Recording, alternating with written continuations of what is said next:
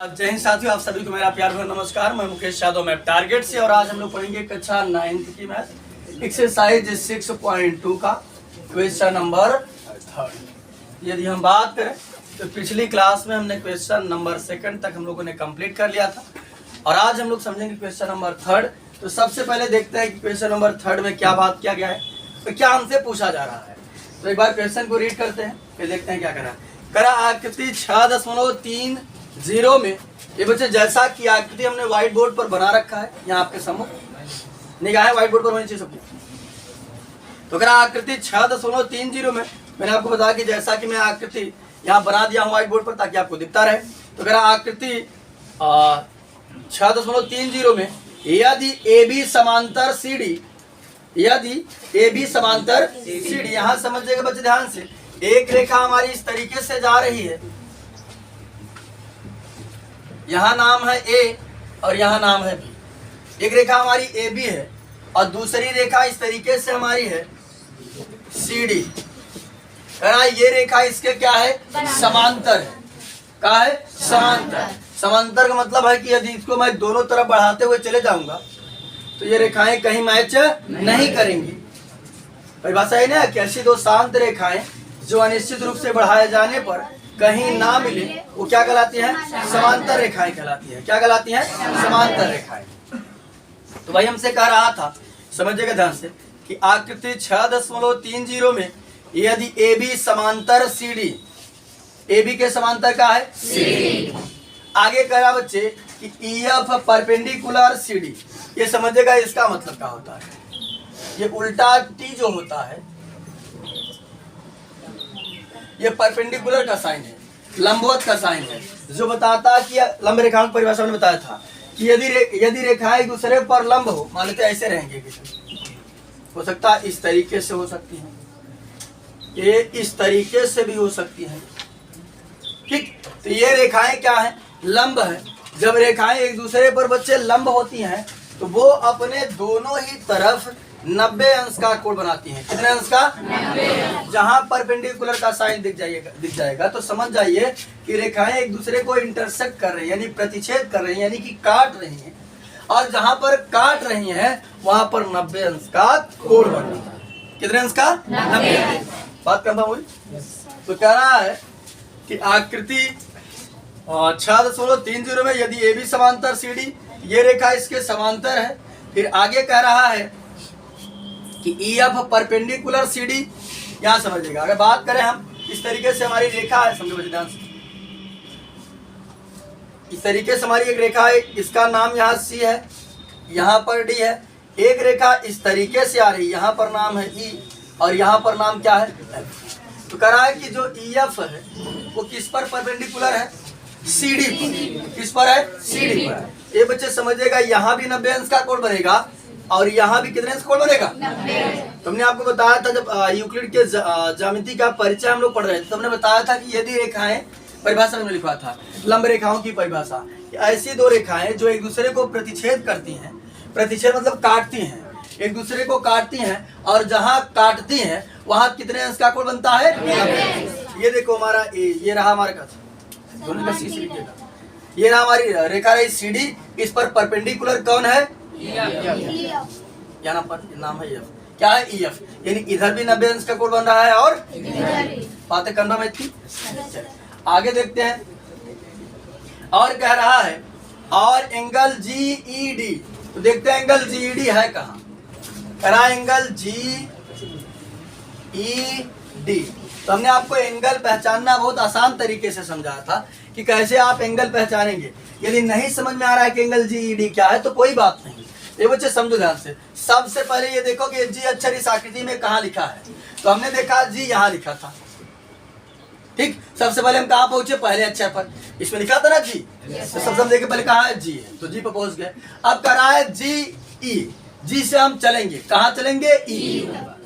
तो G से चले हम E के पास, ये रहा रास्ता, G से आए E की तरफ। फिर कह रहा है GED। G से चलेंगे E तक, E की ओर, और E पर आने के बाद किधर मुड़ेंगे, ये हो गया GED।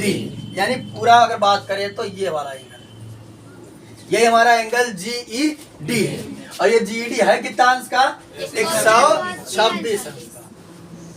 126 अंश का इतना हमको दे रहा है। तो कह रहा आगे आपको कह रहा कि ज्ञात करिए। देखिए क्या क्या ज्ञात करने के कहा है। तो एंगल AGE, एंगल GEF और एंगल FGE हमको क्या करना है? ज्ञात करना। बातें कन्फर्म है सभी को?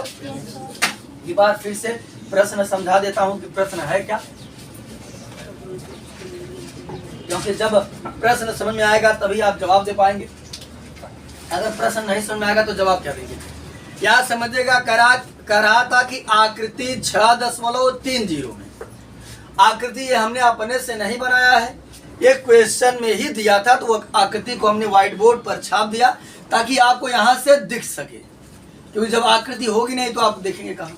और पूरा ज्योमेट्री जो है वो आकृति पर ही डिपेंडेंट होती है, आकृति पर ही निर्भर होती है। आकृति को हमने यहाँ बना दिया सेम टू सेम वैसे जैसे किताब में दिया गया था।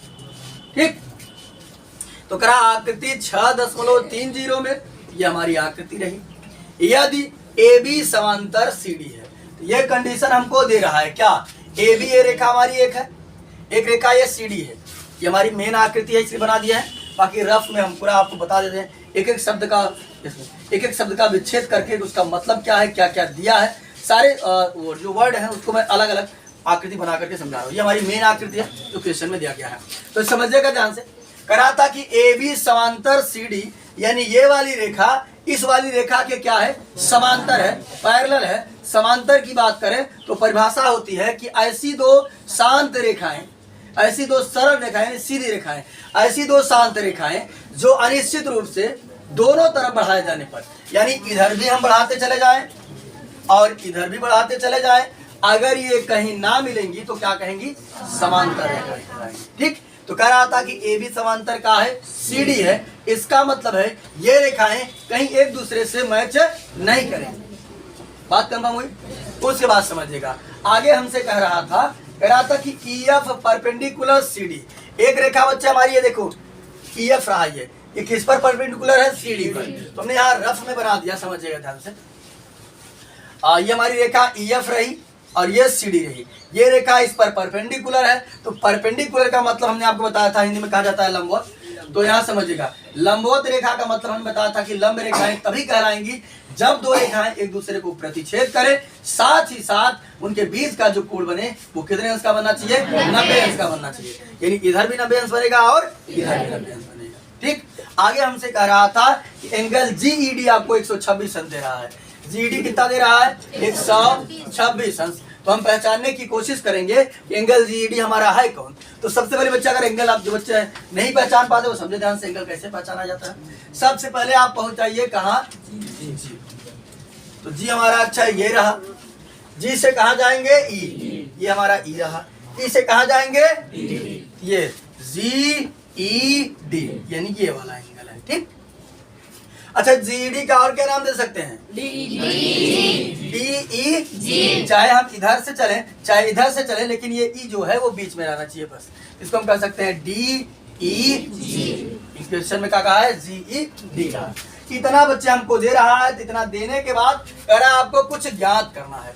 अब देखते हैं क्या ज्ञात करने के लिए हमसे कह रहा है। तो समझिएगा बच्चे ध्यान से। ज्ञात करने के लिए कह रहा है कि पहले आप एंगल AGE निकाल दीजिए, एंगल AGE। तो हम देखेंगे, पहचानने की कोशिश करेंगे कि हमारा एंगल AGE है कहाँ। तो समझो बच्चे ध्यान से। सबसे पहले हम A पर जाएंगे, तो ये लिखा रहा A, फिर जाएंगे कहाँ? G, ये रहा G से किधर मुड़ेंगे? E की तरफ। AGE, यानी कुल मिलाकर हमें ये एंगल फाइंड आउट करना है। ठीक, आगे हमसे कह रहा है कि अब और क्या ज्ञात करना है? GEF, angle GEF। इसको भी पहचानने की कोशिश करेंगे कि कौन से एंगल की बात कर रहा है। कह रहा है G, सबसे पहले G पर पहुंचे हम। G से कहाँ जाएंगे? E, तो GE कहाँ जाएंगे? F। तुम्हारा कुल मिलाकर ये वाला एंगल, इसे ब्लू से कर देते हैं, ये वाला एंगल। अब आप कहेंगे सर ये तो पता है। अरे ये पता कहाँ है? ये पूरा कंबाइंड में पता है, ये पूरा यहाँ से यहाँ तक ना पता है, कंबाइंड पता है ये। और हमें चाहिए केवल ये इतना फाइंड करना है। आगे देखते हैं क्या पूछ रहा है। आगे हमसे पूछ रहा है angle F G E, F G ई, देखते हैं एफ जी ई कहाँ है, एफ जी ई यानी ये वाला हिस्सा, इतना हमसे पूछा जा रहा है। तो हम क्या काम करते हैं, अब सॉल्व करते हैं। ये बच्चे हम बताए थे कि ज्योमेट्री सॉल्व करने का पूरा एक प्रोसेस होता है। सबसे पहले हम लोग ये तो सॉल्यूशन भाई हल कर रहे हैं तो सॉल्यूशन लिखवे करेंगे। यहाँ क्वेश्चन नंबर 3 डालें, हल इन्होंने लिखा दिया है, हम वही चीज लिखते हैं जो क्वेश्चन में दिया रहता है, क्वेश्चन में जो कहा रहता है वो हम अपने से नहीं लिखते, वो क्वेश्चन में खुद ही कहा है। ये देखो दिया था ना कि ए बी समांतर सी डी, अभी हम इसी की बात कर रहे थे। उन्होंने लिखा ए बी समांतर सी डी, अंग्रेजी में पैरेलल कहा जाता है, A B parallel C D, और फिर हमको दिया है E F perpendicular C D. ये क्वेश्चन में कहा है कि ई एफ रेखा जो है वो किस पर लंब है, सी डी पर, ये क्वेश्चन में कहा है। और क्या कहा है, और एंगल जी ई डी बराबर क्या दिया है 126 अंश, ये क्वेश्चन में दिया है, हमने अपने से नहीं लिखा है। साथ ही साथ समझ लीजिए अब हमको ज्ञात करना है, ज्ञात करना है, ये भी क्वेश्चन में पूछा है, हमने वही हेडिंग बना दिया कि ज्ञात करना है। क्या क्या ज्ञात करना है, एंगल ए जी, उसके बाद angle G E F G, यानी अभी तक हमने अपने से कुछ नहीं लिखा है, सारा चीज जो है वो क्वेश्चन से ही लिखा गया है। अभी तक हमने अपने से कुछ सॉल्व वगैरह नहीं किया है, ये आकृति भी क्वेश्चन में था, ये सारी चीजें जो थी वो जो कि किताब में ही थी। अभी तक हमने अपने से कुछ नहीं, साइड जाओ। तो अब हम लोग सॉल्व करने का प्रयास करते हैं। तो मेरा मेन मकसद होगा इन तीनों एंगलों को फाइंड करना। तो ये बच्चे समझिएगा ध्यान से, थोड़ा सा आसान है, कठिन है, आसानी से हम लोग सॉल्व कर देंगे। निगाहें व्हाइट बोर्ड पर होनी चाहिए। अगर बच्चे मैं बात करूं, खुद ही कहा है कि ए बी समांतर का है सी डी, और एक तिर्यक रेखा इस तरीके से आ रही है, इसका नाम यहाँ पर है जी और इसका नाम यहाँ पर है ई। और समझो बच्चे अगर मैं बात करूं तो हमको दिया है जी ई डी, जी ई डी कितना दिया है 126 अंश, यानी अभी हम इतने की ही बात करते हैं।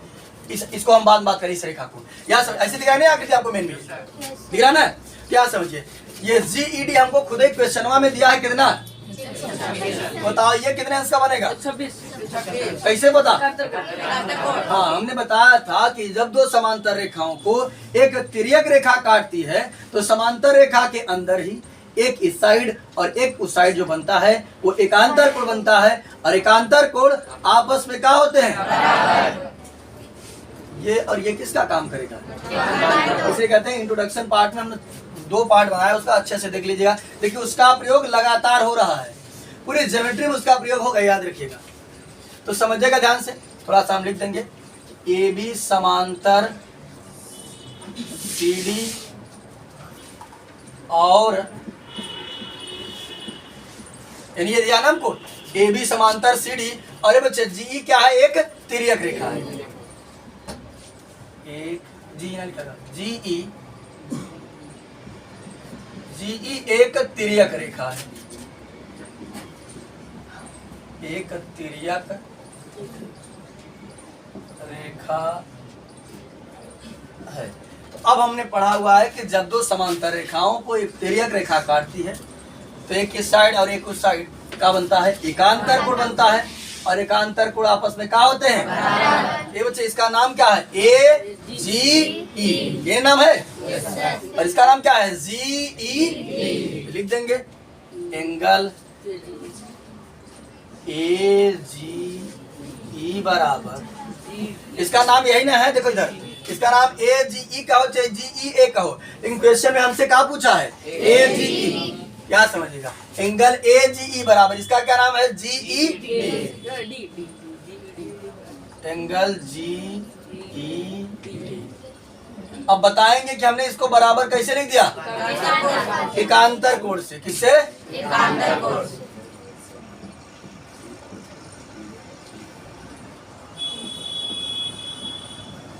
एकांतर कोण, ये बच्चे समझिएगा हो जाएगा एंगल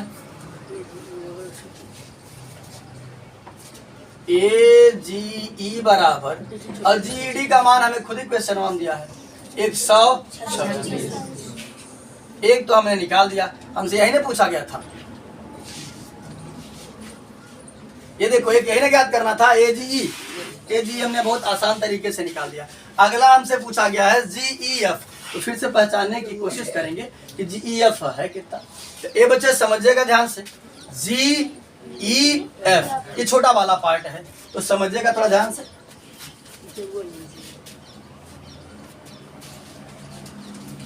इस तरीके से आई है रेखा, यहाँ पर नाम है, यहाँ पर नाम है एफ, थोड़ा सीधी रेखा इस तरीके से है। ये बच्चे समझिएगा ध्यान से। जीईडी बराबर हमको कितना दिया है, लिखेंगे एंगल जीईडी बराबर 126 अंश, ये हमको क्वेश्चन में ही दिया है ना। जीईडी हमको क्वेश्चन में ही दिया है। अब यहाँ समझिएगा, अगर बच्चे में बात करूं, ये जीईडी जो है, जीईडी जो है, ये कई पार्टों से मिलकर बन रहा है, 2 पार्ट से बन रहा है। ये देखो, यहाँ से यहाँ तक जीईडी है, एक पार्ट हमारा ये हो गया और दूसरा पार्ट हमारा ये हो गया, 2 भागों से मिलकर बन रहा है ना। ये इसको मैं 2 भागों में लिख सकता हूँ, यानी इतना और इतना जोड़ूंगा तब तो पूरा होगा। तो जहां पर पूरा लिखा है वहां पर मैं इतना और इतना लिख सकता हूँ कि नहीं लिख सकता हूँ? ठीक, क्या समझेगा। ये कई भागों से बना था, 2 भागों से, तो लिख देते हैं दोनों का नाम। एक का नाम, इसका नाम क्या है, G E F, angle G E F. लेकिन हमको ये पूरा तो पता नहीं दिया है ना, अच्छा हाँ, ये 90 है। चलिए, क्या होता है, क्या समझिएगा, इसको लिखेंगे G E F, angle G E F plus, इसका नाम है F E D, angle F E D बराबर कितना, 126।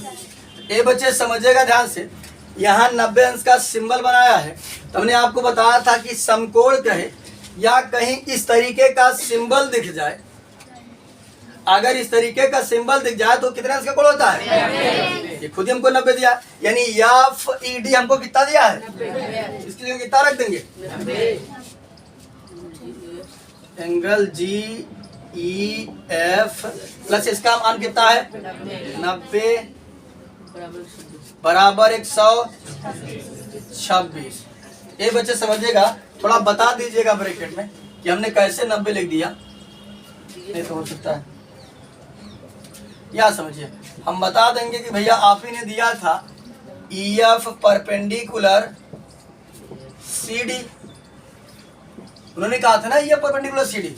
अब E F perpendicular C D का मतलब ने बताया कि यदि एक रेखा दूसरी रेखा पर लंब होगी तो कितने अंश का कोण बनाएगी, 90 अंश का कोण बनाएगी। तुमने वही लिख दिया आसानी से। अब यहाँ समझिए, ये प्लस है, उधर जाएगा तो एंगल जी ई एफ बराबर 126 माइनस 90 अंश, घटा देंगे तो कितना बचेगा, एंगल जी ई एफ बराबर कितना बचेगा, 36। ये हो गया आसानी से हमारा 36। दूसरा एंगल भी बच्चे हमने बता दिया, ठीक। तो समझिएगा ध्यान से, पहले हमसे पूछा गया था ए जी ई हमने बता दिया, फिर पूछा गया था जी ई एफ, तो हमने जी ई एफ बता दिया। अब हमसे पूछा गया एफ जी ई, यानी ये देखो एफ जी ई है, एफ जी ई, ठीक। तो अब समझो बच्चे ध्यान से, अगर मैं बात करूं इसको यहाँ से यहाँ तक घुमा दूं 180 कितने अंश को बन जाएगा, 180 अंश। कैसे पता, वृत्त कोण यानी कि रेखा पर है, तो रेखा पर कितने अंश का कोण बनता है, 180 अंश का बताए थे। ये हो गया हमारा ऋजु कोण। लेकिन इस 180 अंश में कई पार्ट है, 2, एक ये वाला, दूसरा ये वाला। इन दोनों को जोड़ दूंगा तो कितना हो जाएगा, 180। तो जोड़ देते हैं आसानी से। तो इसको यहाँ नीचे नहीं लिखते, यहाँ लिखते हैं क्योंकि जगह नहीं है नीचे। और तुम लोग भी तीर मार कर मत लिखना, आपको नीचे ही लिखना है। हमारे पास जगह नहीं है इसलिए हम लिख रहे हैं।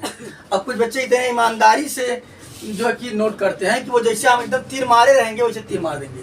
कुछ बच्चे ऐसे होते हैं कि मान लो जैसे हमने कुछ कट पिट को काट, जैसे कि आया था तो लिख कर जैसे मिटा दिया, कुछ गड़बड़ हो गया तो वो भी लिखेंगे एक बार फिर काट देंगे। तो इस बात को ध्यान देने की समझा क्या करिए कि कहा है कहा नहीं, एकदम सही। यानी ये 3 मार्क का मत लिखिएगा कि एकदम 3 मार्क का ऐसे लिखो। हमारे पास जगह नीचे नहीं है, जगह थोड़ा सा है, लेकिन हो सकता है पीछे वाले बच्चों को ना दिखे, इसलिए मैं 3 मार्क का यहाँ लिख रहा हूँ। यानी इसके बाद का जो है कि हल यहाँ पर है, लेकिन आपको इसके नीचे ही सॉल्व करना है, ठीक। और काफी बच्चे अशुद्ध लिखते हैं, शुद्ध शुद्ध लिखने की कोशिश करो और साफ और स्पष्ट लिखा करो। काफी बच्चों के कार्य में हमने मेंशन किया है, ये ध्यान दो। आप लोग इस बार 9th में हो, इसके बाद 10th में जाओगे, और जो भी आप परीक्षा देते हैं सबसे मैटर करती है हैंड राइटिंग, ये याद रखिएगा। आप कितने भी पढ़ने में तेज तर्राक हो, ये मैटर नहीं करता है, क्योंकि आपकी एग्जामिनर के पास आपकी कॉपी जाती है, आपकी पढ़ाई नहीं जाती है। तो कॉपी में आप पहली बात तो अपनी हैंड राइटिंग सुधारें, साथ ही साथ शुद्ध और स्पष्ट लिखा करें, ताकि हर कोई पढ़ सके। इस बात का ध्यान दीजिएगा। जिन बच्चों की हैंड राइटिंग पुअर है वो नकल लिख करके और जो कि हैंड राइटिंग बनाने की कोशिश करें, साथ ही साथ कुछ तो अशुद्ध लिखते हैं, पता नहीं क्या लिखते हैं, गलत लिख देते हैं। तो अशुद्ध तो पहली बात करते ही मत लिखो। अशुद्ध लिख रहे हो, देखो नंबर मिलेगा नहीं, कट जाओगे, एकदम फेल हो जाओगे। फिर इस बार तो चलो 9th पास हो जाओगे, 10th में जाओगे, बोर्ड एग्जाम में फेल हो जाओगे। इसलिए शुद्ध और स्पष्ट लिखा क्या करो, ठीक। इस बात का ध्यान दिया करो। यहां समझिएगा बच्चे ध्यान से। अब हमको ज्ञात करना है FGE। तो अभी हमने बताया कि अगर मैं यहां से यहां तक बच्चे घुमा दूं, कितना स्कोर बन जाएगा? 180 अंश का बन जाएगा। क्यों? क्योंकि ये रेखा पर है। यहाँ समझिएगा, लेकिन इसमें कितने पार्ट हैं? 2 पार्ट। दोनों को जोड़ देंगे तो कितना हो जाएगा? 180। ये देखो पहला पार्ट है AGE, लिखेंगे एंगल AGE प्लस दूसरा पार्ट है बच्चे, इसका नाम आप चाहे EGF दो, चाहे FGE दो, लेकिन हम EGF नहीं देंगे, FGE देंगे। आप पूछिए क्यों? क्योंकि हमसे क्वेश्चन में पूछा गया था FGE, तो जो क्वेश्चन में नाम मेंशन किया रहेगा वही नाम हम भी देंगे। क्या नाम हो जाएगा इसका? FGE। FGE बराबर 180 अंश।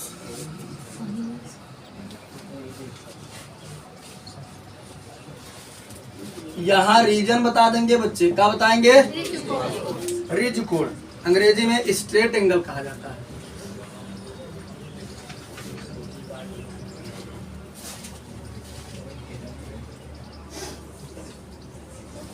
वो लास्ट में रिज कोण लिखे हैं, ठीक, वो गलत मत करिएगा। चलिए AGE की यदि बच्चे मैं बात करूं तो हमारे पास AGE का मान है, कहाँ निकाले हैं? ये रहा। AGE का मान हमने निकाल रखा है, कितना है? 126। इसकी जगह हमने रख दिया 126 प्लस इसका मान नहीं पता था, रहने दिए,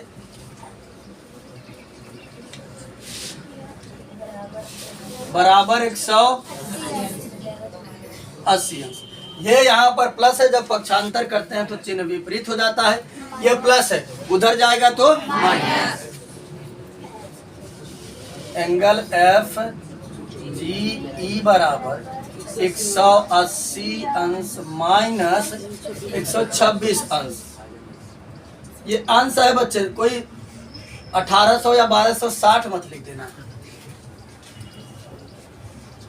FGE बराबर कितना है घटाने पर? 54। तो कुल मिलाकर हमसे 3 एंगल पूछा गया था और तीनों एंगल को हमने बहुत आसान तरीके से बताया। तो समझने के बाद फिर से समझा देते हैं, हो सकता है कहीं। देखो ज्ञात करना था क्या? AGE, GEF और FGE। तो AGE निकालना कोई कठिन काम नहीं था। 2 समांतर रेखाओं को एक तिर्यक रेखा काट रही थी। यहाँ समझो ऐसे आकृति थी हमारी, तो जो यहाँ कोण बनेगा, जो यहाँ बनेगा, वो क्या बनेगा? एकांतर कोण। तो हमने लिख दिया कि यहाँ समझो AGE बराबर GED। ये देखो AGE हमारा ये था, GED हमारा ये था। ये वाला किसका काम करेगा? एकांतर का। अगर ये 126 है तो कितना होगा? 126 है। हमने लिख दिया AGE बराबर कितना? GED का मान 126 था तो 126। अब आगे समझिएगा, दूसरा हमसे पूछा गया था कि GEF बता दीजिए, तो बच्चे समझिएगा। हमने लिखा GED बराबर कितना? 126 हमको दिया गया था। इस जीईडी में दो पार्ट थे, याद से बच्चे ध्यान से एक बार फिर समझा रहे थे। इस जीईडी में दो पार्ट था, एक पार्ट हमारा था जीईएफ इतना और दूसरा पार्ट था एफईडी ये इतना। दोनों को हमने जोड़कर कितना दिखा दिया, 126 था। अगर बात करें जीईएफ का मान हमको नहीं पता था, हमने रहने दिया। एफईडी बताए थे इस तरीके का, यदि सिंबल दिख जाए तो 90 अंश का कोण होता है। इसका मान 90 था तो हमने रख दिया 90, उधर पक्षांतर कर दिया और 126 में से 90 घट गया तो आसानी से हमारा 36 आ गया। उसके बाद यहाँ हमने दिखा दिया रिज कोण, इसको और इसको जोड़ेंगे तो रेखा पर कोण बन रहा है, 180 अंश का कोण बनेगा। तो हमने दिखा दिया AGE प्लस FGE बराबर 180। अब यहाँ AGE का मान हमको दिया, हम निकाले थे कितना 126 और अगर घटा देता आसानी से 54 अंश हमारा आ गया। तो बहुत कठिन नहीं है, आसान है, बस ये है कि आप कितना ध्यान से पढ़ें। तो इस वीडियो में या इस क्लास में हमने एक्सरसाइज 6.2 का क्वेश्चन नंबर 3 जो है उसको कंप्लीट किया है। जो बचे हुए क्वेश्चन है उसे नेक्स्ट क्लास में सॉल्व करने का प्रयास करेंगे। इस वीडियो में इतना ही, बाकी मिलते हैं नेक्स्ट वीडियो में, तब तक के लिए जय हिंद।